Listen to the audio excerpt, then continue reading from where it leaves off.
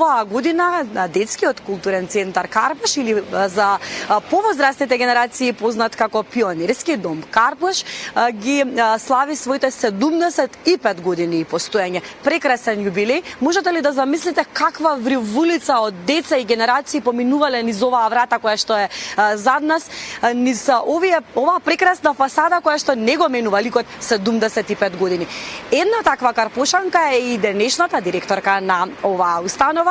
Често задоволство ми е што во продолжение ќе зборувам со Билјана Лалчевска, Серафимовска. Ви посакувам добро утро, добре ни дојдовте во нашата програма. Добро утро и ви благодарам што сте тука во овој храм на уметноста. Ке ми дозволите да почеток да ви го честитам овој прекрасен јубилеј. Посакувам уште многу години да славите. Би сакала со вас, бидејќи сте дел, како што споменав, како дете сте биле дел од овој културен центар, да се навратиме низ спомените. Како го паметите? Што значи за вас овој центар? Прекрасно е чувството кога повторно ќе влезете низ вратите на сегашниот детски културен центар Карпош, но од другата страна сега како моментален раководител на оваа институција. Чувството не се опишува на вистина, тоа се емоции кои што на вистина еве и во оваа јубилејна година можевме да ги споделиме со сите мои пријатели кои што сум ги стекнала во моето детство, така што едноставно 75 години радост, среќа, 75 години насмевки, откривање на таленти, негување на таленти и секако кога ќе излезат од овие врати, стануваат успешни луѓе кои што и ден денеска им е можеби професија, она што се занимавале луѓето, односно како деца во нашата институција. Во која секција бевте вие тогаш? Јас бев во фолклорна секција и во оваа прилика сакам да ги поздравам сите мои софолклорци кои што членуваа во тогашниот Пионерски дом Карпош, каде што наш инструктор беше господинот Тофе Дракулевски. Една легенда која што навистина со чест и големо задоволство секогаш и секаде го споменувам. 75 години постоење, истрајност и негување на културата преку новите генерации. Колку се менува нештата овде, колку денеска е променет пристапот на центарот, на културниот центар во однос на тоа како се негува културата, дали се менува во однос на тоа што новите генерации си имаат своји вредности? Така е, ние ги следиме потребите и желбите на децата и тоа е наша мисија, заради тоа што мораме да ги задоволиме и нивните желби и потреби. Во моментов нашата институција се занимава со организирање на слободното време на децата преку секции.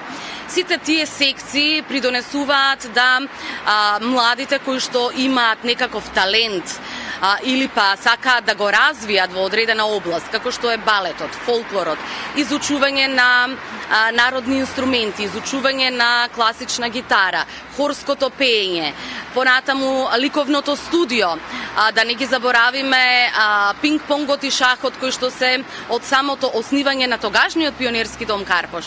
Значи секој оној кој што има потреба да се изрази, да кажем, и да го негува својот талент, може да повели овде во детскиот културен центар Карпош.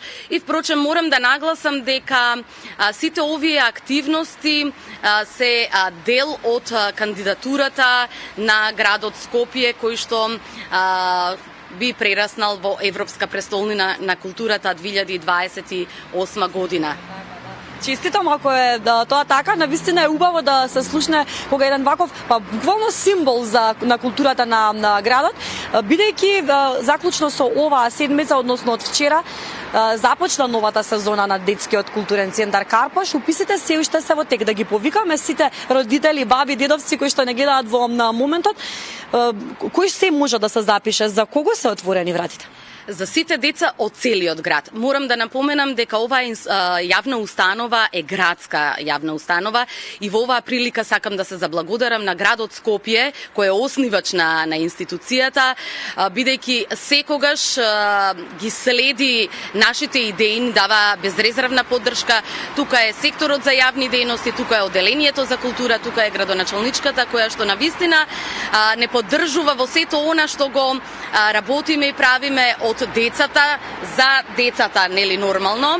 Ние како вработени кои што сме професионалци во својата работа нудиме голема и широка лепеза на методи, техники и затоа само ќе порачам и ќе ги повикам сите оние заинтересирани деца, односно родители да ги донесат своите деца овде да ја почувствуваат магијата на овој храм на уметноста, како јас милувам да кажам, бидејќи со самото влегување во центарот имаме ние и што да понудиме и како тоа да го одржиме.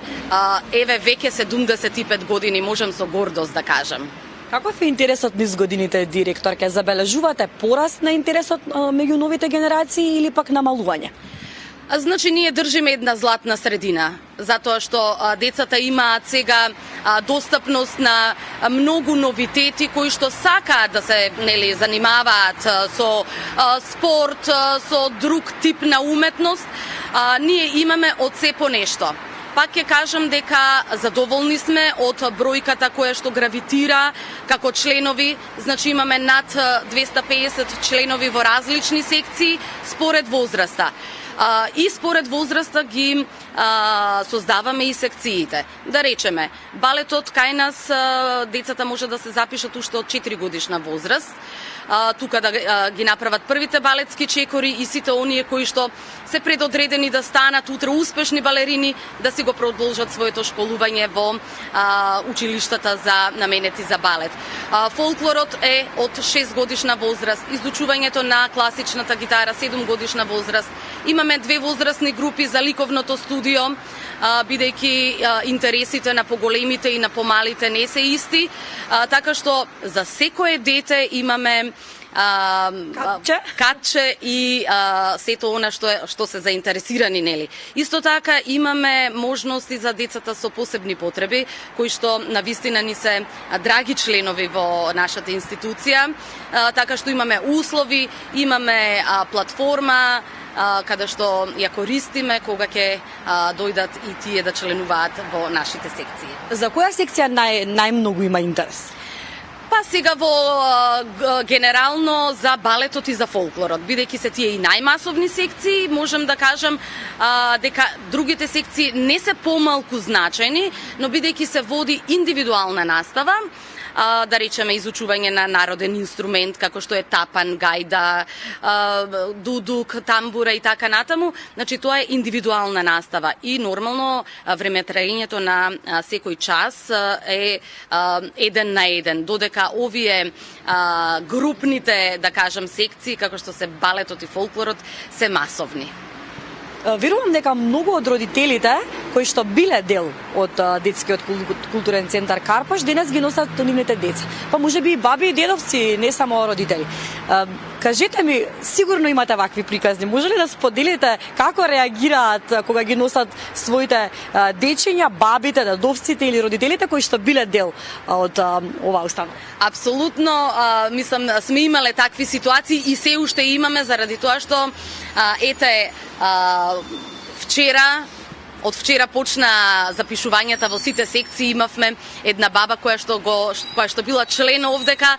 Тоа се евоцирање на спомени, убави емоции, ширење на радост и среќа и тоа го пренесуваат на своите внучиња, односно преку децата кои што доаѓаат овде. Интересни, приказни, по некоја солза, радосница, можам да кажам, заради тоа што нели годините изминуваат, ние се потсетуваме на сето она што било како дел од активностите во домот, се споменуваат личности, луѓе и токму пак ќе се навратам на оној 75 годишен јубилеј. Ние го посветивме на вработените кои што се сега на заслужен одмор во пензија, значи луѓето кои што работеле во тогашниот пионерски дом Карпаш се тука, живи, здрави, беа гости на нашиот јубилеј. Им се додели една благодарница и статуетка за целиот свој вложен труд, скромни, а сепак да кажам ненаметливи, и затоа овој дом и овој центар опстои толку години и секогаш со радост и со љубов ние го споделуваме сето наше искуство. Да, немаме премногу време, само за крај да најавиме една манифестација која што оваа година по 32 пат, ако не се лажам, ќе се случува, да ги повикаме сите оние кои што сакаат да бидат дел од ОРО без граници. Така, како дел од богатата културна понуда, а во рамките на кандидатурата на Скопје Европска престолнина на културата 2028, од 15 до 17 септември во градскиот парк на Школка ќе се одржи 32-то издание на меѓународниот детски фолклорен фестивал ОРО без граници, кој е символ на пријателство меѓу децата. Ќе се одигра најголемото ОРО во градот Скопје, ќе тргне дефилето од просториите на детскиот културен центар Карпош и нема да откривам се, туку ќе ги поканам сите љубители на фолклорот да повелат на 16 септември со почеток во 19 часот да бидат гости на нашиот централен настан. Да, тоа е една убава традиција која што ја негувате и на огромна радост на нас скопјани. Ви благодарам за одвоеното време, посакувам уште многу јубилеи да славиме на детскиот културен центар Карпаш. Ви благодарам и вам и секогаш сме тука.